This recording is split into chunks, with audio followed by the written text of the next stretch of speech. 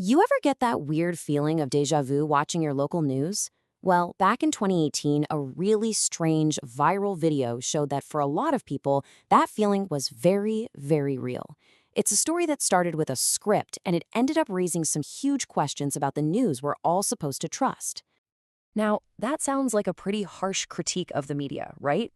But the truly shocking part wasn't the message itself, it was who was delivering it, and more importantly, how. That was the question on literally everyone's mind. After the website Deadspin dropped this video mashup. It showed local news anchors from different cities, different states, all over the country, reading the exact same script, verbatim.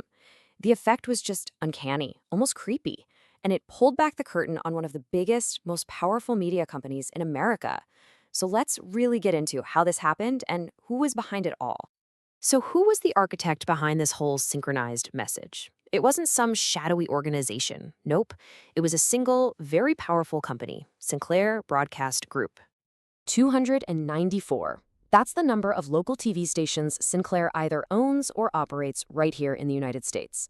To put that in perspective, we're talking about a massive media empire.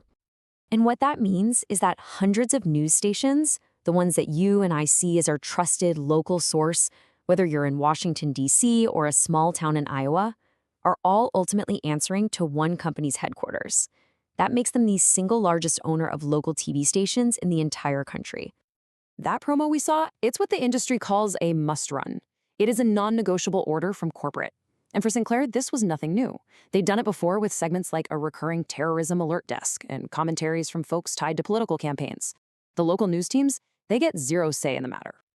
You know, this old saying from a paper on media ethics just hits the nail on the head. It perfectly captures the tension at the heart of this whole story. When a single company owns a news station, how do you possibly balance the owner's interests with the public's right to unbiased information? Look, this controversy wasn't just about some weird video that went viral. It struck such a nerve because it really seemed to break the unwritten contract, that core promise of journalism, and the trust we all place in our local news. This is a really foundational idea in American journalism. The deal is basically this. The press gets to be free from government control, but in exchange, it has this huge responsibility to society. Its job is to give us objective, accurate information so we can function as a democracy. And these are basically the rules of the road for any journalist. Things like editorial independence, serving the public. They're not just nice ideas. They're the very foundation of the trust that a news station spends decades building with its community. And it's the standard we all expect when we tune in. So, when that Deadspin video went viral, and it showed what so many people saw as a total betrayal of that public trust, the backlash was, well, it was immediate and it was intense. And if you look at the timeline, you can see this whole thing didn't just happen in a vacuum. It came right after a period of big regulatory changes that actually relaxed media ownership rules, which allowed companies like Sinclair to get even bigger. That promo campaign, and the video that blew the lid off it, became the flashpoint for a much, much larger debate. Comedian John Oliver's take pretty much captured the absurdity that a lot of people were feeling. And that comparison to a brainwashed cult, it really stuck. It became this powerful shorthand for just how forced and uniform the whole thing felt. But the anger wasn't just coming from the outside.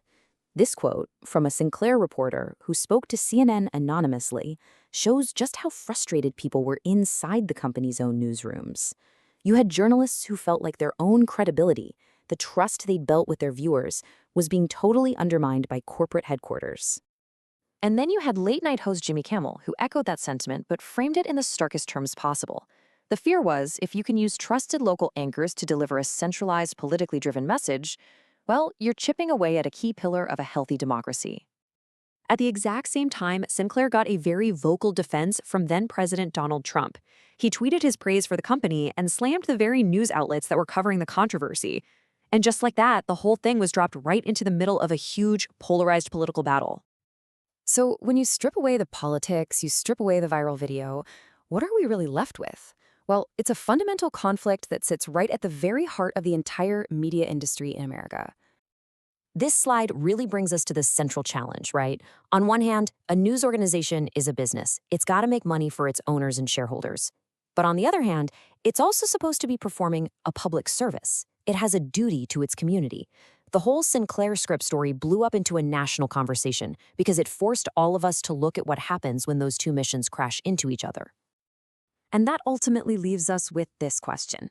In an age where just a handful of massive companies control what hundreds of millions of people see and hear, who is the news really truly serving? It's a question that is more important today than it has ever been before. This is extremely dangerous to our democracy. This is extremely dangerous to our democracy. This is extremely dangerous to our democracy. This is extremely dangerous to our democracy.